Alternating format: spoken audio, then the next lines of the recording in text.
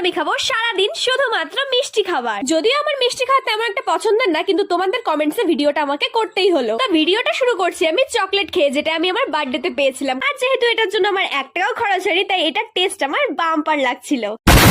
তারপরে চলে গেছিলাম আমি একটা মিষ্টির দোকানে, আর সেখান থেকে নিয়ে আসলাম অনেক কিছু, যার মধ্যে প্রথমে ছিল এটা।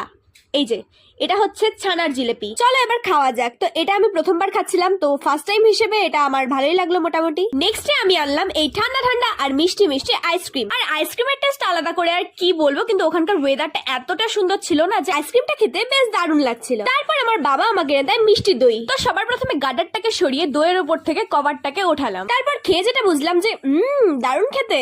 নেক্সট এই দোকান থেকে বাবা আমাকে কিনে দেয় এটার নামটা ঠিক আমি জানি না, তোমরা জেনে থাকলে কমেন্ট সেকশনে জানিও তো। এটা অনেক শক্ত ছিল, দাঁত দিয়ে সহজে ভাঙছিল না, কিন্তু খেতে দারুণ টেস্টি ছিল। আর লাস্টে এই গুড়ের রসগোল্লা খেয়ে আজকে চ্যালেঞ্জটা আমি কমপ্লিট করলাম। আর ফটাফট সাবস্ক্রাইবটা করে ফেলো। টাটা।